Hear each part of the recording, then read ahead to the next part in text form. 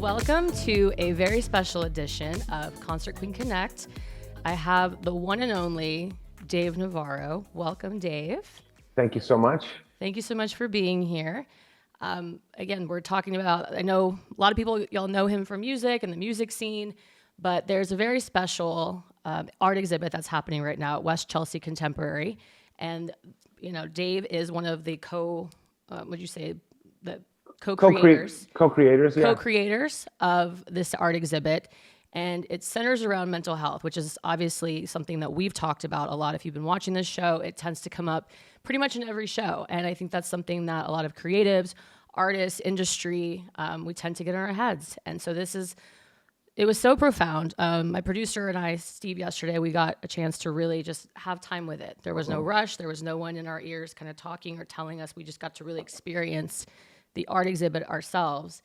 And I just want to tell you, it's incredible. So thank you for doing that. I also, before we jump into Duel Diagnosis, which is the title of this, I just want to commend you as well on just the strength and courage that it takes to not only be an advocate for mental health, but to also have the strength to put yourself out there like that. Because I think a lot of people don't necessarily have those voices or have the strength to say those things. So for all those people that are watching or have not had the opportunity to tell you themselves how much they appreciate you and what you've done for them, I just want to tell you thank you on their behalf. I really appreciate it. I've found that, keeping secrets like that can lead to some destructive action taking. You know what I mean? And so it's an honor.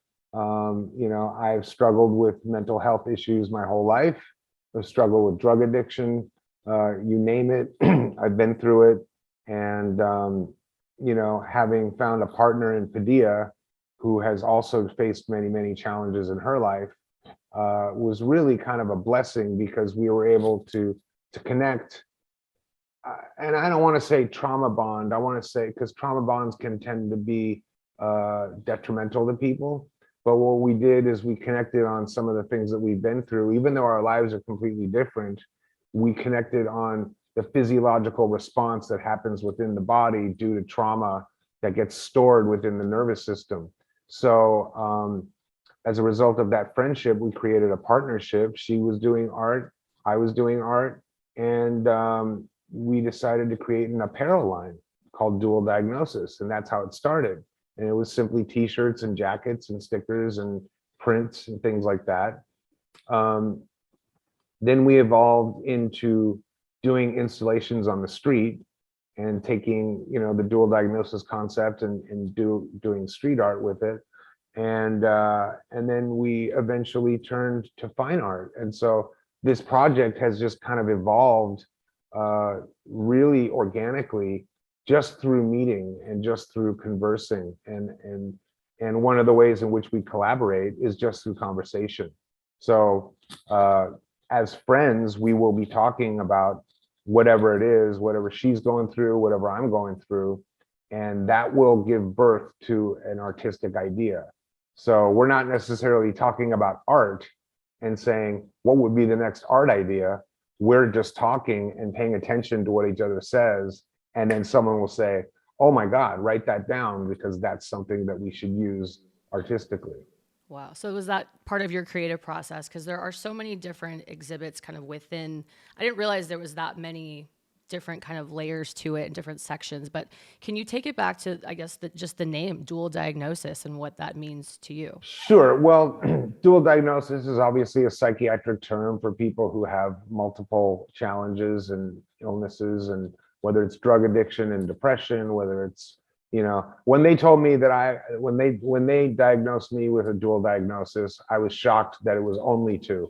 You know what I mean? It was like, I was almost grateful. But so we took that name and we riffed on it, and we spell it differently. We spell it DUEL, diagnosis, because, when you have something that is challenging or a mental illness of some kind, there's usually a duel within yourself, within your brain, of your brain almost has two guns pointing at each other, trying to kill the other one off, which creates insanity. So we kind of had fun with that name. And then obviously the logo that we used is a Rorschach test, an inkblot Rorschach test, ancient psychiatry tool. And what it is a well, it's not anything specific. Some people see a butterfly and some people see two guns. And the answer is there is no wrong answer. Um, it's whatever you see at the time. And even from time to time, when I look at that logo, sometimes I see the butterfly, sometimes I see the guns. It depends on where I am emotionally. So we really took the Rorschach idea and that ancient way of testing, you know, because back then, if you saw the butterfly, you got checked off the list and released off the list and you were released. But if you saw the two guns, you know, you might have been 5150. So, you know, they would tell you there's no wrong answer, but if you gave an answer that was less than positive, there would be consequences to that. And we think, and we are trying to say that life isn't about one answer. Life isn't about seeing the world through one lens. There's a multitude of lenses, and it's okay to see the world through any one of those lenses at any time, because we're just human beings trying to get by, and nobody who sees the world through a darker lens from time to time is alone. And so we wanted to share that message. And so we felt that that name, that logo, and that umbrella to do all the work that we do was just kind of fitting. Oh, definitely. Beautifully said. Well, it's definitely something that I think, compared to a lot of the other art shows or things that I've seen, this one really hits you in the face with it. Where I think a lot of times, you know, like you said, and it's ironic too as well that the Rorschach is that is typically up for interpretation. However, you, instead of it just being there and you having to read something and try to find out more about the artist, you literally put there, like my favorite one, I actually bought the t-shirt, was mental wealth. And Oh, it's so thank you. explicit. And I just love the whole everything that you had next to it. So you have these real beautiful. So when you go and see the exhibit, to everyone out there, make sure you look at the placards and take the time to read each of them because they're so Thank you. beautifully Thank written. thank you for saying that, because yeah, Yeah. we really wanted, you know, a lot of people show you what they're trying to say, but no one tells you why. And so we really wanted to get into the whys. And the fact that you read those placards and you're Oh, recommending people to read them is please read them because it's a vital component to the show. It I really agree. is. I agree. And that was, Especially when it comes to the nervous system paintings and really understanding what those are and how those came to be and what they're trying to show us. And you know, they're very abstract, but they're also very intentional. And and you see it. they were created really free form, you know. So the nervous system paintings came about because one day Padilla and I were working in my garage, and I was hand embellishing a piece using a stick and house paint. And since I suffer from anxiety, sometimes my hands shake. And so I was doing a line, and then my hands started shaking, and the line got bumpy like that. And I thought I was ruining the embellishment, where it was Padilla who said, "Oh my God, look at that. It's reading your nervous system." And so from that moment, the whole nervous system series was born. And that's another way of how we collaborate. Like we pay attention to what each other is doing, and we pay attention to mistakes or what we think are mistakes, which end up being really, really useful in the artistic in the end result of the artistic expression here. Um, so those nervous system paintings, which are very abstract, are created. Padilla and I are at the same time creating these lines, and sometimes we're crossing over each other. Sometimes we're handing tools to each other. So she'll start a line on one of the bigger pieces, and I'll grab the tool and finish the line, and we'll create this abstract thing that's kind of trying to show the nervous system in one sense, but also our mapping in a visual form, almost like an EKG of our nervous systems, a readout. And, I don't know if anybody could tell, but when we look at them, we can tell who did which line. Really? Yeah, because Wow. because we're just so aware of how our hands work in that fashion. And the way I like to look at those pieces is that, outside of the abstract world, when you have artists who do a lot of imagery or portraits or, things that are very clear, they sometimes they'll think up an idea in their brain and they'll have an idea of an image and then they'll paint that image. And so what we did is we just removed the image. And so what you're seeing is just the insides of our brains.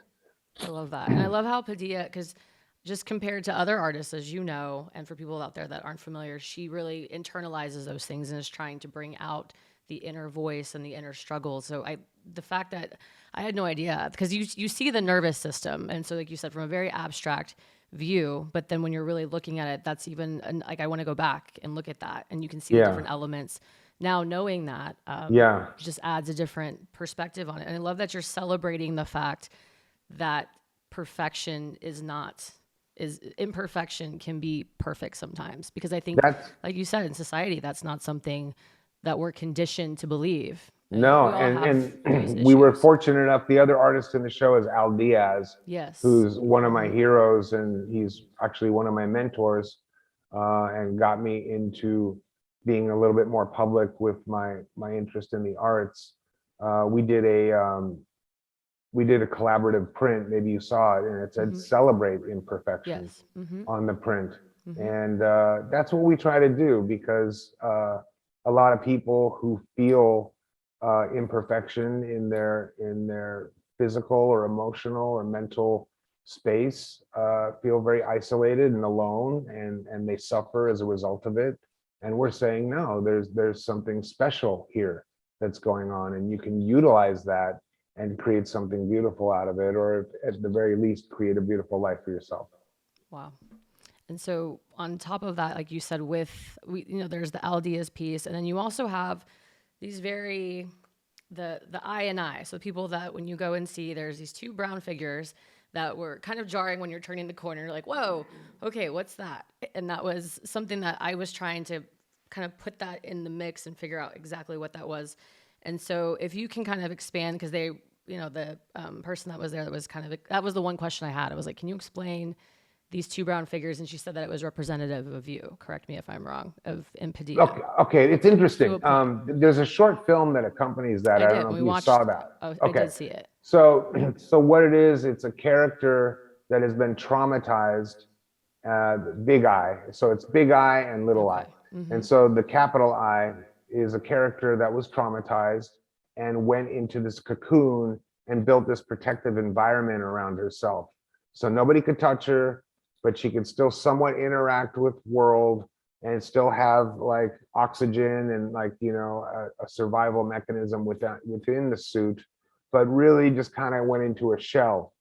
And along her travels, she comes to meet another character that has done the same thing, and they become friends.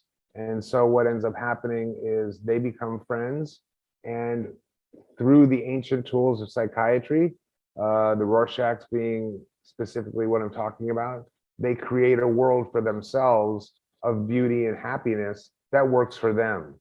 Based out of the traumas that they've gone through, they got together and created a world that they could thrive in. And it's not, the funny thing about it being representative of us is kind of an interesting story, because we created this narrative and this story with these two characters, and it wasn't for about 3 years. We were working in my garage, and about 3 years later, I looked up at PADHiA and I said, "You want to know something that's fucking funny?"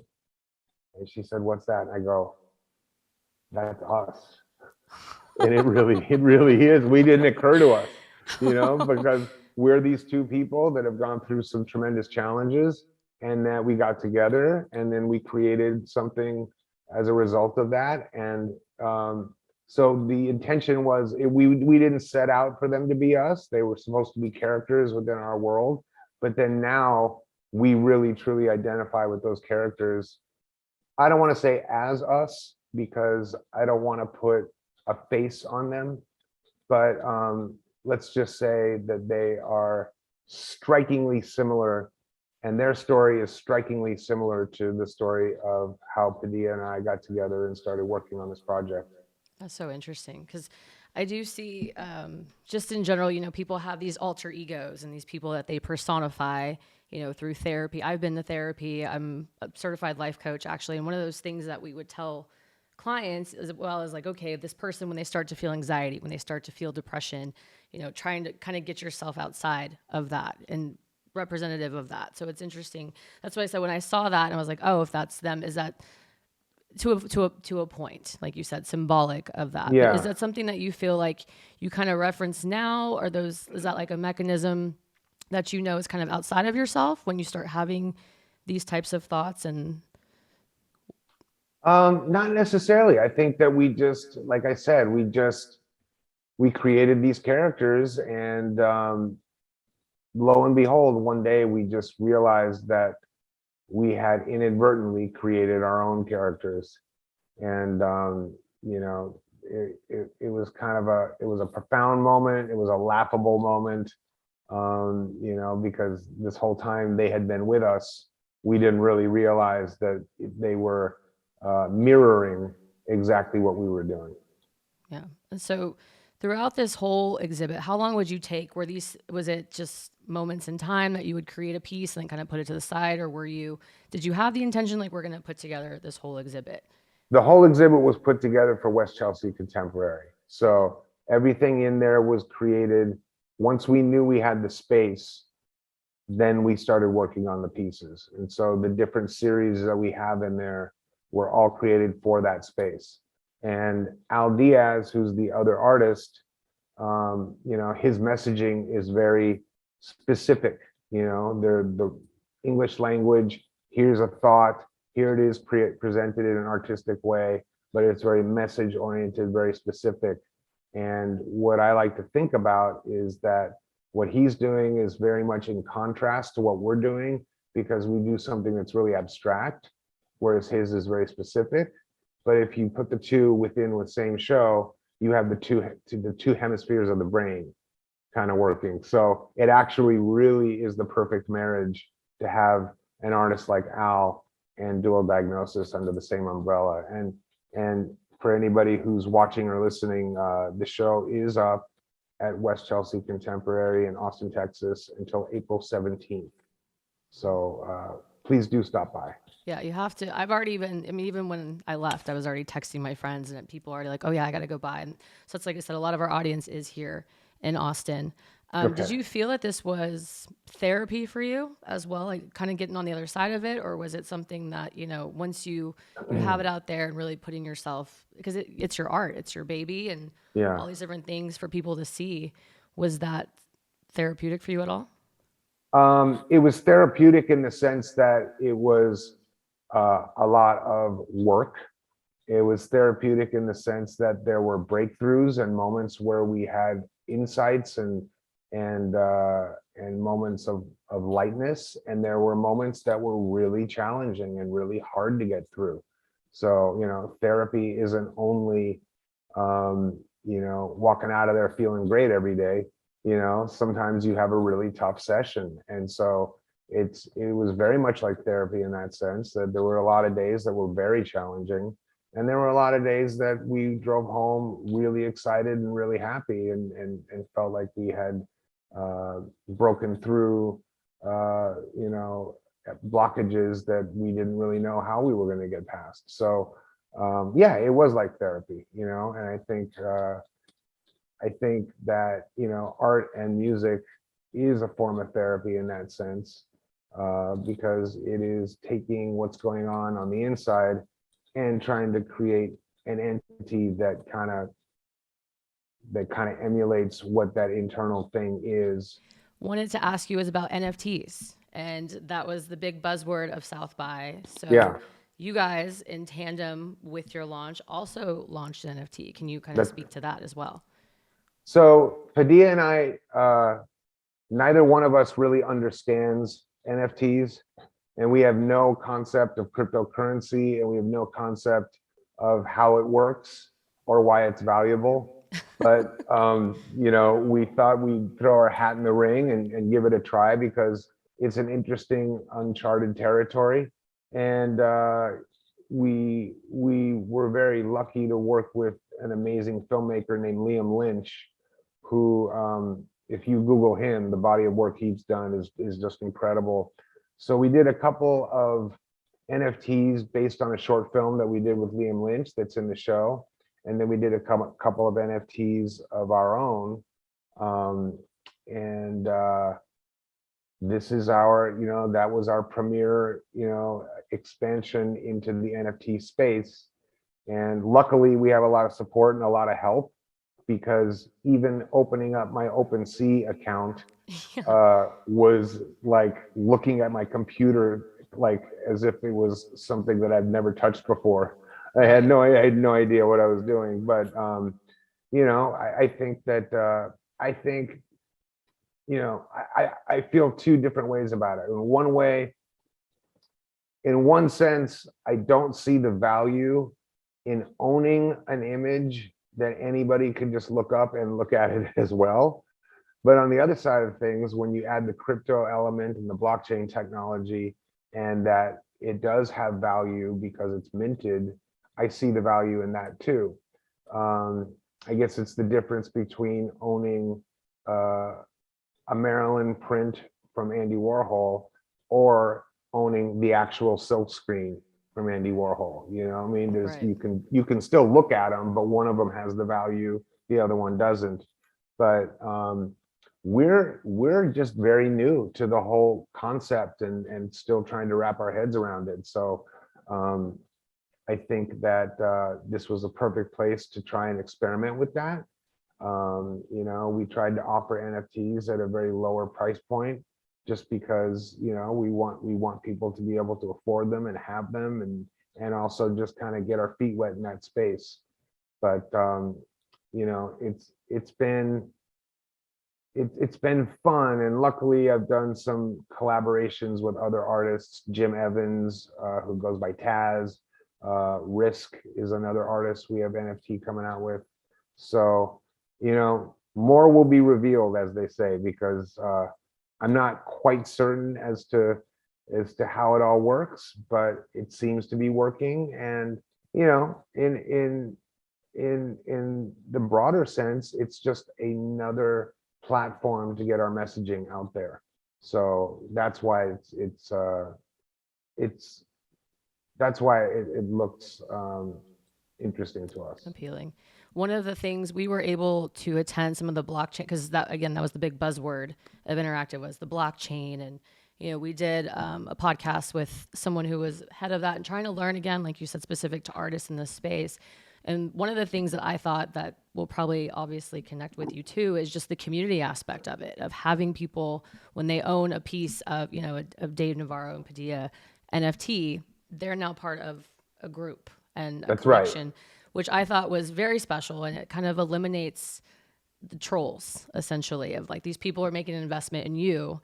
And so being part of this community of, maybe it's they get to do a Skype call with you, or there's all these other perks that come to it that I just learned about literally last week that I'm sure you'll get into it more. But one of the things that I know they really are leaning heavy into, and a lot of the artists, is the community aspect of it. And I think Right. with what you're doing and everything that you stand for and you advocate for, that's definitely something like I would love to support it.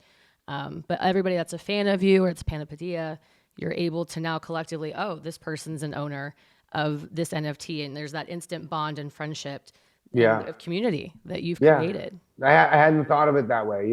Certainly in the street art world, there's a tremendous community. And so now I feel that, and even in the art world, the tremendous sense of community. And now anybody can be a part of that community. So, it's a really great way of looking at it that I hadn't considered. So Wow. thanks Well, for that. just Thanks for that insight. another thing, we're keeping our ears to the streets over here. Mhm. So upcoming, like you said, it is here, West Chelsea Contemporary, April 17th. How can people, if they want, I know we'll have all the links and the website and things like that. Is there anything Okay. else that you wanted We to have, add? you can go to the Dual Diagnosis website, which is DUEL diagnosis.com. And you can have a look at our apparel. You can have a look at our fine art. You can have a look at very inexpensive prints if you want to. We also do works on paper that are very affordable because, we want people, we want anybody to be able to own something, you know what I mean? And it doesn't have to be a high-end piece hanging in one of the most renowned galleries in the world. It could also be, a work on paper that's very inexpensive and it's still us and it's still the same messaging. And, I think that there's some fun stuff on that site. So I would direct people there. Absolutely. Well, it's definitely a conversation starter. I feel like everywhere you go, if you see those different pieces and the little Easter eggs too, I don't want to give everything away, but I was looking at a lot of different things like the guns that you had with the spoons, which Yeah. took me a minute to kind of catch all those different details. So, like you said, if you do go and when you go, take your time because there's so much to see. And with all the double meanings and the double entendres of there's things, it's just a lot to process when you walk away from that. So, like I said, it definitely resonated with me. I was thinking about it more so than just a random exhibit that I go Oh, see. that's very nice of you. So Thank thank you you so for that. much. Thank you. Well, I appreciate you being here. And like I said, we'll get this out so people can go and take a look. Make sure you take your time going through the gallery, read the placards, do your research on everything. And like I said, so appreciative to have you here today. It's been a pleasure. Thank you so much. So thank you. We'll see you soon.